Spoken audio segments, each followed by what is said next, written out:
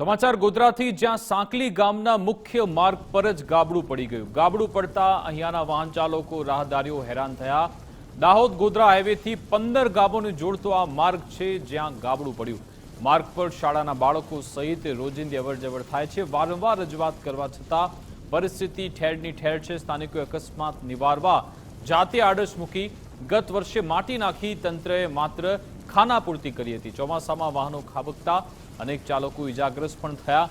વરસાદમાં પાણી ભરાતા વાહન ચાલકો ત્યાં જઈ શકતા નથી. ગ્રામ પંચાયત અને સાંસદને પણ રજૂઆત કરવામાં આવી, પણ કોઈ નિરાકરણ નથી આવ્યું. આ હાઈવેને જોડતો સાહેબ 8 થી 10 ગામોનો રોડ છે અને સાંકલી અને એની પાછળના ગામો ઓછામાં ઓછા 8-10 ગામોને જોડતો રોડ છે.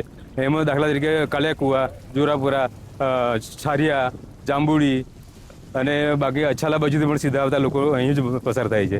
આ હાઈવેને જોડે છે એટલા માટે આ રસ્તો સરળ છે અને સીધો છે. પેલી બાજુથી જઈએ તો એમ કે રોડથી વિરુદ્ધ દિશામાં જ ગુજરાત તરફથી જવાનું થાય, બારિયા તરફ, ત્યારે વિરુદ્ધ દિશામાં જવાનું થતું હોય છે. એટલે આ લોકો અહીંયા રસ્તો પસંદ કરે છે. અને આ જ નાળું છે આ સાહેબ ઓછામાં ઓછી 6 માસ પહેલાં અમે લેખિતમાં પણ આપ્યું છે અને તેમ છતાં હજી સુધી રિપેર. આ નેશનલ હાઈવેથી સાંકલી તરફ જોડતો રસ્તો છે. આ નાળું તૂટી ગયું છે 6 મહિનાથી, હજુ રિપેર થયું નથી. આ રોજ અમે આવીએ જ છીએ. આ નાળું જો નહીં રિપેર કરવામાં આવે તો કોઈક માણસ મરી જાય એવી શક્યતા છે. બીક લાગે છે ને સાહેબ, રાત્રે તો વધારે બીક લાગે. બાઇકવાળો સ્લીપ ખાઈ ગયો હતો.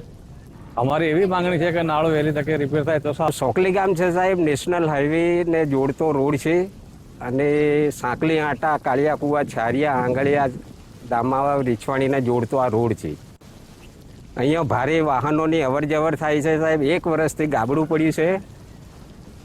તો અધિકારીઓને રજૂઆત કરવા છતાં આજ સુધી 1 વર્ષ સુધી આ નાળાની કોઈએ તપાસગીરી કરી નથી.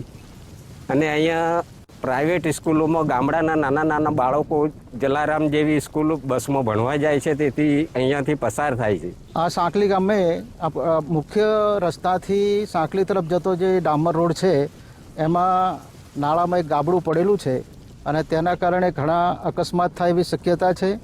અને આ રસ્તો સાંકલી થઈને છારિયા, જાંબુડી, કાળિયાકુવા, મહુલિયા, જોરાપુરા તરફ બધા જ ગામોને આવરી લે એવો આ રસ્તો છે. અહીંયા થઈને જ બધું વાહન વ્યવહાર ચાલતો હોય છે. માટે આ રસ્તો તાત્કાલિક રિપેર કરવા માટે અમારી માંગણી છે. અમે ગયા વર્ષે પણ આની માંગણી કરી હતી અને આ વર્ષે પણ હમણાં રજૂઆત કરવામાં આવી છે. આ વરસાદની સિઝનમાં હજુ રિપેરિંગ થયું નથી. રાજ્ય સરકાર દ્વારા અંતરિયાળના વિસ્તારના લોકોને અવરજવર કરવા માટે લાખોના ખર્ચે પાકા રોડનું નિર્માણ કરવામાં આવે છે, પરંતુ તેની જાળવણીના અભાવે કેટલીક જગ્યાએ આંતરિક મુખ્ય માર્ગ પર ગાબડા પડી જતા ત્યાંથી પસાર થતા જે નાના મોટા વાહન ચાલકો છે તે જીવના જોખમે પસાર થવા મજબૂર બનતા હોય છે. ત્યારે હાલ ગુજરાત ફર્સ્ટની ટીમ આવી પહોંચી છે ગોધરા તાલુકાના સાંકલી આટા ગામ ખાતે. આપણા સીધા દ્રશ્યો બતાવવાનો પ્રયત્ન કરીશ કે ગોધરા દાહોદ નેશનલ હાઈવેથી સાંકલી આટા, આંગળિયા સહિતના 10 થી 15 ગામોને જોડતો જે આંતરિક મુખ્ય માર્ગ છે અને આ મુખ્ય માર્ગ પર એ સ્થાનિકોએ જણાવ્યા મુજબ 1 વર્ષ અગાઉ આ જે આંતરિક મુખ્ય માર્ગ છે તેના પર મસ્ત મોટો ગાબડો પડ્યો છે અને મસ્ત મોટા ગાબડા પડી જતા એના જ સ્થાનિકો દ્વારા સંલગ્ન વિભાગને આજે એનું સમારકામ કરવા માટે અનેકવાર રજૂઆતો કરવામાં આવી છે, પરંતુ અત્યાર સુધી સંલગ્ન વિભાગ દ્વારા કોઈ પણ પ્રકારનું આનું સમારકામ કરવામાં નહીં આવતા સ્થાનિકોમાં ભારે રોષ જોવા મળ્યો છે. સાથે જ સ્થાનિકો જણાવી રહ્યા છે કે અંધારામાં એથી અજના વાહન ચાલકો પસાર થશે અને આ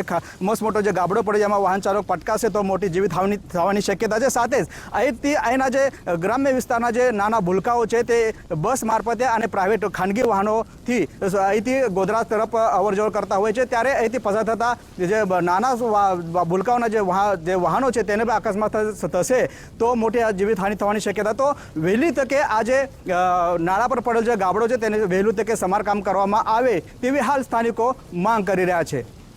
નામદેવ પાટીલ, ગુજરાત ફર્સ્ટ ન્યૂઝ, ગોધરા, પંચમહાલ.